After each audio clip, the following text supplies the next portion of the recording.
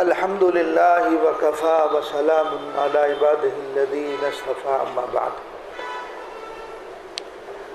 عن ابی الموسیٰ الاشعری رضی اللہ تعالی عنہ قال قال رسول اللہ صلی اللہ علیہ وسلم اذا مرض العبد او سافر كتب له من العمل ما كان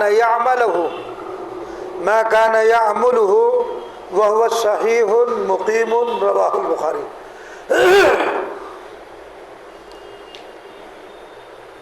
صدق اللہ العلی العظیم۔ ابو موسیٰ اشعری بہت بڑے صحابہ میں سے ہیں، اور یہ وہ صحابی ہیں جنہوں نے 2 مرتبہ ہجرت کی، ایک مرتبہ حبشہ کی طرف اور دوسری مرتبہ مدینۃ المنورہ کی طرف۔ تو نبی کریم صلی اللہ علیہ وسلم سے روایت کرتے ہیں، نبی کریم صلی اللہ علیہ وسلم نے ارشاد فرمایا کہ انسان جو عمل حالت صحت میں یا حالت اقامت میں اپنے گھر پر رہتے ہوئے جو عمل کرتا تھا، جس کام کو انجام دیتا تھا، اگر وہ بیماری کی وجہ سے وہ عمل نہیں کر پا رہا یا سفر کی وجہ سے اپنے ان معمولات کو پورا نہیں کر پا رہا، تو اس کو 2 اجر ملیں گے، اس کو دوہرا ثواب ہوگا۔ تو دوہرا ثواب کیوں ہوگا؟ دوہرا ثواب اس لیے ہوگا کہ مسافر ہے، لیکن ایک چیز اور یاد رکھیے گا کہ یہ جو بات روایت میں بیان کی گئی ہے یہ نفلی عبادات سے متعلق ہے، فرض سے متعلق نہیں ہے۔ انسان گھر پر رہتے ہوئے ذکر و اذکار کرتا تھا، انسان گھر پر رہتے ہوئے اشراق اور چاشت ان تمام نوافل کا اہتمام کرتا تھا، لیکن بیماری میں نہیں کر پا رہا، مسافر ہو گیا، سفر میں ہے، وہ تمام معمولات جو اپنے گھر پر رہتے ہوئے انسان انجام دیتا تھا، مسافرت کی وجہ سے وہ ان کو انجام نہیں دے پا رہا۔ دیکھیں دل میں امنگ ہے، معذوری ہے، دل چاہتا ہے کہ صاحب میں تہجد میں اٹھوں اور تہجد پڑھوں، یہ معمول تھا، لیکن بیمار ہو گیا۔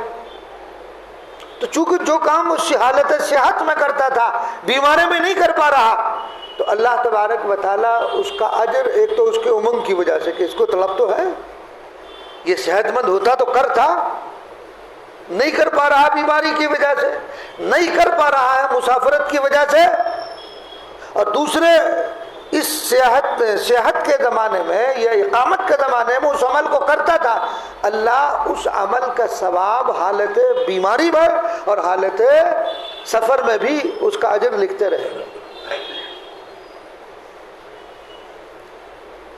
تو لہذا دین جو ہے وہ اپنے تمنا کے پورا کرنے کا نام نہیں ہے، بلکہ دین نام ہے اللہ اور اس کے رسول کے حکم کی اطاعت اور فرما برداری کا۔ آپ سفر کر رہے ہیں، جب آپ سفر کر رہے ہیں تو سفر میں اللہ اور اللہ کے رسول صلی اللہ علیہ وسلم نے حکم دیا کہ اگر سفر شرعی ہے، آپ یہاں سے دلی جا رہے ہیں، تو آپ کیا کریں گے؟ 4 رکعت کی جگہ 2 رکعت پڑھیں گے۔ اب آپ کہنے لگے کہ صاحب میں تو 4 پڑھوں گا، تو اس نے تیسری اور چوتھی رکعت اگر ظہر میں ملا لی تو کوئی گناہ کا کام کیا، نمازی تو ہے لیکن وہ گناہ ہوگا۔ کیوں؟ اس لیے کہ دین اپنے نفسانی خواہش کے پورا کرنے کا نام نہیں ہے۔ اب حکم یہ ہے کہ 4 نہیں پڑھ لی، 4 پڑھو گے تو گناہ گار ہو گئے، اب 2 پڑھ دیا، اس لیے کہ اللہ کا حکم ہے، نبی کا حکم ہے کہ جب آپ حالت مسافرت میں ہیں تو اب 4 نہیں پڑھنی آپ کو۔ عقل کہتی ہے کہ پڑھنے میں کوئی حرج نہیں، اس لیے کہ نمازی تو پڑھ رہے، کچھ اور کام تو نہیں کر رہے، نہیں، عقل کی نہیں ماننی۔ شریعت کیا حکم دے رہی ہے ہمیں، اللہ اور اللہ کے رسول صلی اللہ علیہ وسلم کا کیا حکم ہے؟ اب آپ کو کتنی پڑھنی؟ 2 ہی پڑھنی، 4 پڑھیں گے تو گناہ گار ہوں۔ تو جو انسان حالت صحت میں یا حالت اقامت میں جو کام انجام دے رہا ہے، اور مسافرت یا بیماری کی حالت میں اگر ان کام کو انجام دے تو دوہرا اجر ہے، یا نوافل سے متعلق ہے۔ فرائض تو کسی حال میں معافی نہیں ہے۔ اگر انسان بیمار ہے، کھڑے ہو کر نہیں پڑھ سکتا تو بیٹھ کے پڑھے، بیٹھ کر نہیں پڑھ سکتا تو لیٹ کر پڑھے، لیٹ کر اگر رکوع اور سجدے نہیں کر سکتا تو اشارے سے پڑھے، تو نماز تو معاف ہے ہی نہیں۔ جو فرائض ہیں وہ معاف نہیں ہوا کرتے ہیں، چاہے وہ بیماری کی حالت ہو، اور چاہے وہ صحت کی حالت ہو، اور چاہے وہ آدمی مسافرت کی حالت میں ہو یا اقامت کی حالت میں ہو، نماز جو فرض ہے وہ تو پڑھنا ہی ہے آپ کو۔ لیکن اللہ تبارک و تعالیٰ نے ہمارے اوپر یہ کرم کیا کہ تخفیف کر دی گئی ہے کہ اگر آپ سفر شرعی میں ہیں تو سفر شرعی میں ہونے کی وجہ سے آپ 4 کی جگہ 2، اور تو سنت اور نوافل وہ اللہ نے وہاں اختیار دے دیا ہمیں، شریعت نے ہمیں وہاں اختیار دے دیا گیا۔ بھئی یہ سوچو کہ جب فرض میں تخفیف کر دی گئی تو سنت تو بدرجہ اولا اس میں تخفیف ہو جائے گی۔ اگر حالت قرار ہے تو پڑھ لو، نہیں پڑھو کوئی گناہ نہیں ہے۔ بھئی آدمی دلی جا رہا، اور دلی جاتے ہوئے یہ بات بھی یاد رکھیے گا کہ آدمی مسافر کب ہوتا ہے؟ مسافر کب ہوتا ہے کہ اپنے شہر کی آبادی سے باہر نکل جائے اس ارادے کے ساتھ کہ میں 48 میل کے سفر پر جا رہا ہوں، جس کو آج کل کلومیٹر میں 78 یا بعض میں 80 بھی لکھا ہے، تو اتنے دوری کا سفر آپ کا ہے، اور جب آپ گھر سے نکلتے ہی مسافرت کے احکام شروع نہیں ہوں گے، بلکہ شہر کی آبادی کو جب پار کر جائیں گے، جو شہر کی حد ہے جب آپ اس کو پار کر گئے تو اب آپ مسافر کا حکم آپ پر لگ گیا۔ لہذا اب آپ 4 کی جگہ 2 پڑھیں گے۔ شہر سے نکلتے ہی اگر آپ باہر نکل کر نماز پڑھ رہے ہیں تو 2 ہی پڑھیں گے۔ اب آپ یہ نہیں سوچیں گے کہ صاحب ابھی تو 78 کلومیٹر پورا ہی نہیں ہوا، نہیں، 78 کلومیٹر کا ارادے سے آپ نکل چکے۔ جب آپ نے ارادہ کر لیا تب آپ پر مسافرت کے احکام لاگو ہو گئے۔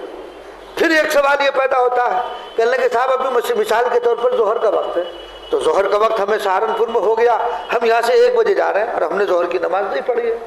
تو اب آدمی کہتا ہے بھائی ظہر کا وقت تو مجھے سہارنپور میں ہو گیا تھا، میں دلی جا رہا ہوں تو لہٰذا مجھے پوری پڑھنی چاہیے۔ تو اگر آپ نے گھر پر رہتے ہوئے، شہر کی حدود میں رہتے ہوئے آپ نے اس نماز کو ادا نہیں کیا اور اس کا وقت ابھی باقی ہے اور آپ نکل گئے شہر سے، تو اب آپ کو قصر ہی کرنا ہے، پورا نہیں پڑھنا ہے، چاہے اس نماز کا وقت آپ کو اپنے مقام پر ہو چکا تھا۔ اور ایسے ہی واپسی میں اگر آپ سفر سے واپس آ رہے ہیں، دلی سے واپس آ رہے ہیں، اور دلی میں آپ نکلے مثال کے طور پر 9 بجے وہاں سے، تو عشاء کا وقت تو وہاں ہو چکا تھا۔ اب اگر آپ وہاں پڑھتے تو کتنی 2 رکعت پڑھتے، لیکن آپ وہاں سے چلے اور فجر سے پہلے عشاء کے وقت ہی کے اندر آپ سہارنپور پہنچ گئے، تو اب آپ کیا کریں گے؟ آپ کو پوری نماز پڑھنا پڑے گی۔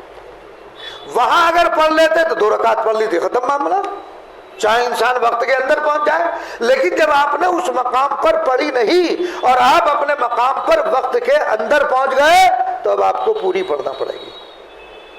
اگر اپنے مقام پر شہر کی حدود میں پہنچنے سے پہلے وقت ختم ہو گیا، مثلا آپ 9 بجے دلی سے چلے، راستے میں جام مل گیا، اب آپ سہارنپور کی حدود میں فجر کے بعد داخل ہو رہے ہیں، تو چونکہ وہ راستے میں قضا ہو گئی آپ کی، جب آپ شہر میں پہنچیں گے تب آپ کو پوری نماز پڑھنی ہے، 4 رکعت پوری پڑھیں گے۔ سنتوں کی قضا نہیں ہوا کرتی ہے، وتر بھی پڑھیں گے، سنتیں نہیں پڑھیں گے، 4 فرض کو ادا کیا جائے گا۔ تو دیکھیے، تو سفر کا احکام کہاں سے؟ سفر شہر کی آبادی جو شہر کی حد ہے اس سے جب پار کر جائے گا تو مسافرت کے احکام اس پر لاگو ہو جاتے ہیں۔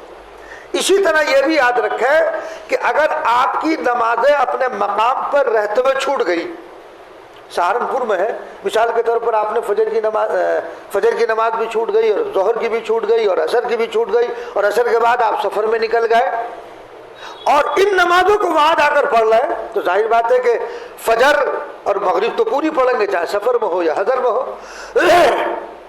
اب آپ کی ظہر اور عصر جو چھوٹی ہے، آپ دلی پہنچ کر اپنے مقام پر پہنچ کر وہاں وقت ہے، فرصت ہے، کوئی کام نہیں ہے، اب چاہتے ہیں کہ صاحب ظہر بھی پڑھ لی جائے، عصر بھی پڑھ لی جائے، تب یہ نہیں ہوگا کہ چونکہ میں مسافر ہوں اور میں حالت سفر میں ہوں اور جو گھر پر رہتی وہ نماز چھوٹی ہوئی 4 رکعت والی میں یہاں آدھی پڑھوں، نہیں، وہ پوری پڑھے گا، چونکہ وہ چھوٹی ہوئی ہے اپنے مقام پر رہتے ہوئے۔